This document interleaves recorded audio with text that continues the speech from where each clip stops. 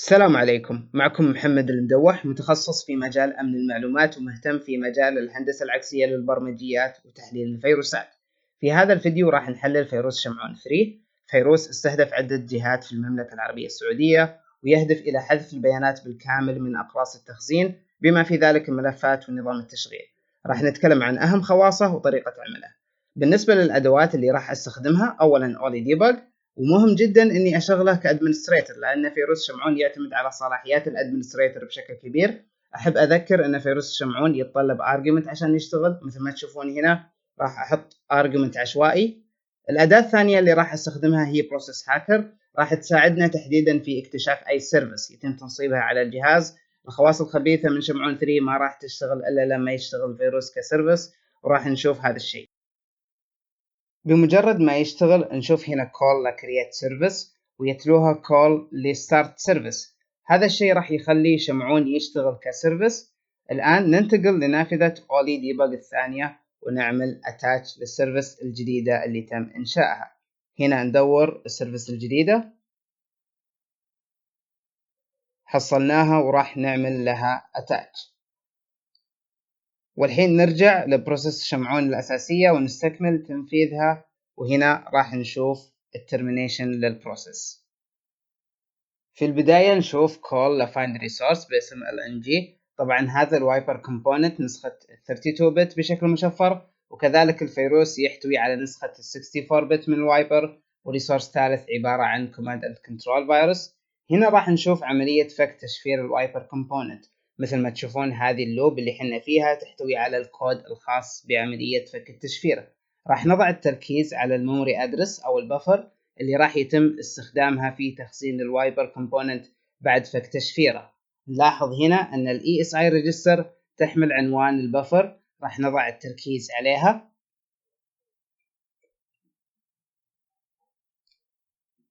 بعدها راح نسوي انيميت عشان نشوف عملية فك التشفير بشكل مباشر. هنا نشوف الام زي هيدر بدأ يطلع لنا، وهنا نشوف الام اس دوز ستوب. وهنا راح يتم حفظ البفر التابعة للوايبر كومبوننت في ملف بالاسم والمسار الموضح. وبعدها نشوف انه راح يتم تشغيله، لكن عشان نقدر نحلله راح نستخدم نافذة Oli Debug الثانية ونشغل الوايبر كومبوننت بشكل يدوي. نفس الشيء، الوايبر كومبوننت يتطلب argument عشان يشتغل، وهنا راح نستخدم نفس الارجيومنت اللي يستخدمها شمعون نفسه، اللي هي عبارة عن الرقم 1.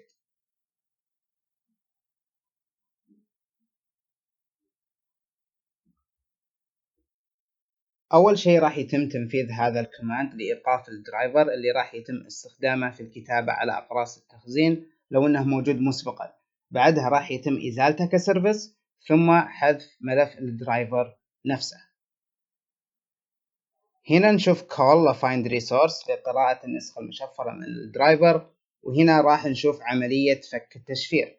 عندنا هنا عنوان البفر اللي راح يتم استخدامها في تخزين الكود الخاص بالدرايفر بعد فك تشفيره، راح نركز عليها.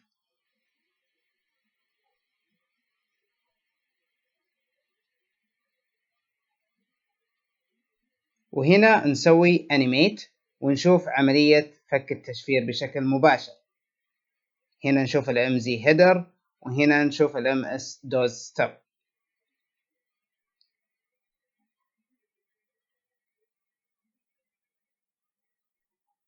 الآن راح يتم تنصيب الدرايفر كسيرفيس، ونشوف هنا الكوماند بالكامل الخاص بتنصيب الدرايفر. وهنا راح يتم تشغيل السيرفيس. طبعا هذا الدرايفر من شركة إلدوس، ويحتوي على ديمو يشتغل فقط إذا كان تاريخ النظام في سنة 2012. فنشوف هنا خطوة جدا مهمة، راح يتم تعديل وقت النظام من الوقت في التاريخ الحالي إلى سنة 2012 باستخدام set system time. نشوف هنا التاريخ الحالي، والآن تم تغييره إلى 2012. وهنا نشوف أن الوايبر بدأ يستخدم الدرايفر وبدأ يبحث عن أقراص التخزين وتقسيماتها. نشوفه يبحث بشكل شوي عشوائي. طبعا هو في الأخير راح يعطب النظام، ويمسح الماستر بوت ريكورد. نشوفه يمشي على الأقراص.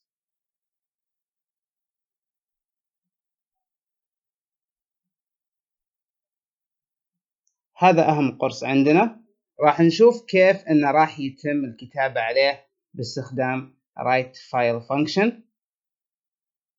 راح يتم الكتابة بشكل متكرر. تقريبا الآن تم عملية الكتابة عليه بشكل كافي بحيث إنه يتم عرض النظام. راح نسوي إعادة تشغيل ونشوف النتيجة.